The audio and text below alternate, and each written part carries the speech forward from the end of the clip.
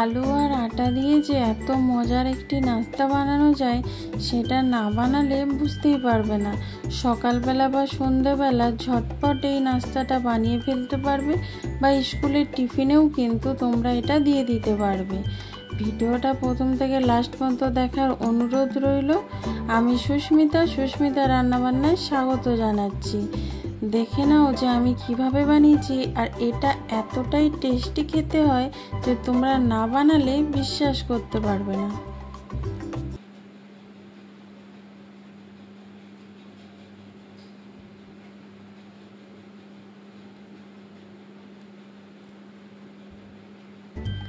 এখানে দেখো আমি একটা বাউল নিয়েছি, তার মধ্যে সেদ্ধ করে রাখা দুটো আলু আমি দিয়ে দিচ্ছি।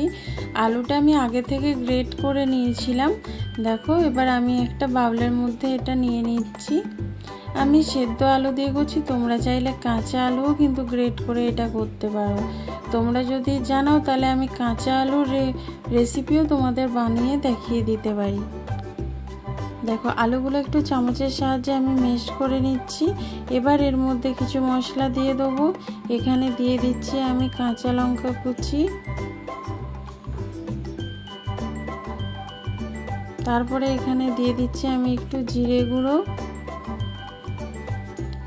এখানে দিচ্ছি ধনে গুঁড়ো, জিরে গুঁড়ো, ধনে গুঁড়ো সব আমি হাফ চামচ করে দিয়েছি। এবার দিচ্ছি ঝাল লঙ্কার গুঁড়ো, তারপরে দিয়ে দিচ্ছি কাশ্মীরি লঙ্কার গুঁড়ো, জাস্ট এটা কালারের জন্য। এবার দিয়ে দেবো এখানে ম্যাগি মশলা, এখানে আমি ম্যাগি মশলা দিয়ে দিচ্ছি। তারপরে দিয়ে দেবো পরিমাণ মতো নুন যতটা দরকার। এখানে আমি আটা দেব, সেই জন্য নুনের পরিমাণটা একটু বেশি করেই আমি দিয়ে দিচ্ছি।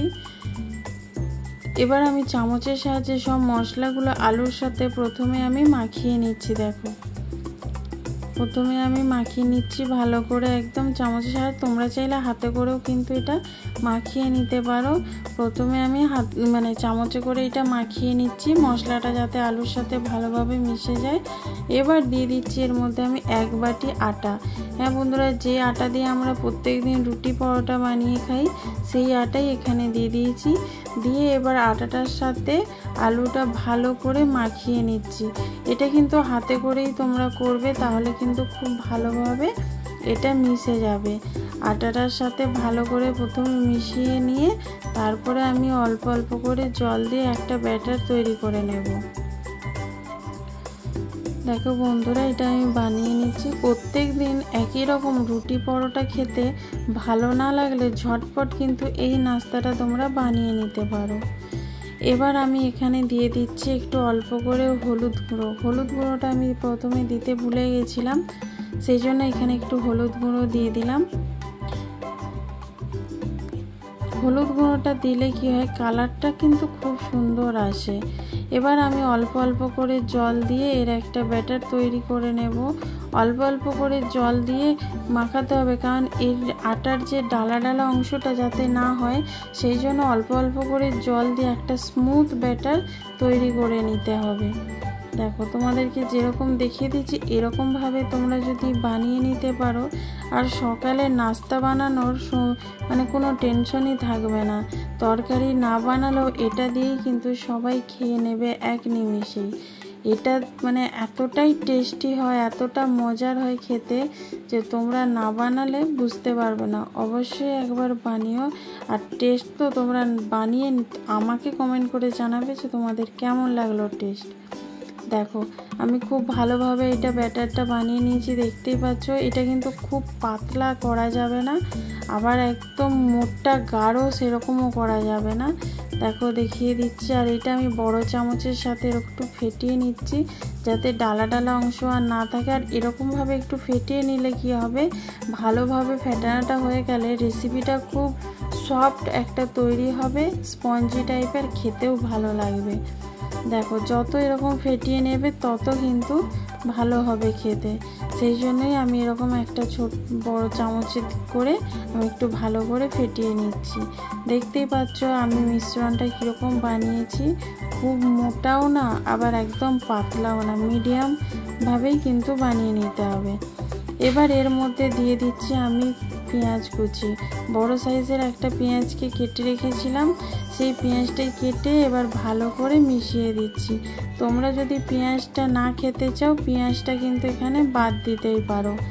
পেঁয়াজটা ভালো করে মিশিয়ে নিচ্ছি। পেঁয়াজটা দিয়ে বাকি সব মশলা দিয়ে যখন এটা মুখে পড়বে না গরম গরম, মানে মুখের স্বাদটাই পুরো পাল্টে যাবে। তোমরা একবার অবশ্যই বানিও, তারপরে আমাকে কমেন্ট করে জানাবে। তোমরা এটা সকাল বিকেলের নাস্তায় বানাতে পারো, স্কুলের টিফিনে দিতে পারো, অফিসের টিফিনেও কিন্তু এটা দিতে পারো। খুবই হেলদি একটা নাস্তা। এবার দেখো কড়ার মধ্যে আমি একটুখানি তেল দিয়েছি, তেলটা ভালো করে গরম করে নিলাম, নিয়ে এবার কড়ার চারপাশে লাগিয়ে দিয়েছি। এবার এখান থেকে আমি বই চামচে করে নিয়ে একটু করে ব্যাটার এখানে আমি দিয়ে দেবো।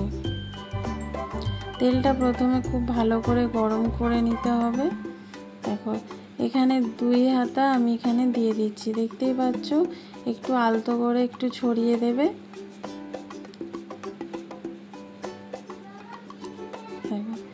দিয়ে এবার এখানটা হতে দিতে হবে। যখন ওপরটা দেখবে ভালোভাবে শুকনো হয়ে গেছে, ড্রাই হয়ে গেছে, তখনই কিন্তু উল্টাবে, তার মানে তখন ভালোভাবে নিচেটা হয়ে গেছে ভাজা।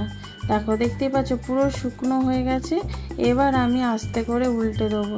আর এইটা এতটাই সফট হয় যে তোমাদের কি বলবো, তোমরা অবশ্যই একবার বানিও। এটা পুরোপুরি হেলদি নাস্তা, আর বাচ্চাদের তো অবশ্যই বানিয়ে দিও। দেখো এইভাবে আমি উল্টে পাল্টে লাল লাল করে ভেজে নিচ্ছি। এইরকমভাবেই কিন্তু সবগুলো আমি ভেজে নেব। দেখতেই পাচ্ছ কত সুন্দর ভাজা হয়েছে, আর কালারটাও কত সুন্দর এসেছে। এগুলো তোমরা এরকমভাবেও একটা বানিয়ে দইয়ের সাথে খেতে পারো বা সসের সাথে খেতে পারো, কোনো তরকারি না হলেও কিন্তু এটাও চলবে। দেখো এইভাবে আস্তে আস্তে লো আছে কিন্তু চেপে চেপে একটু ভেজে নিতে হবে, যেন একদম কোনো কাঁচা না থাকে।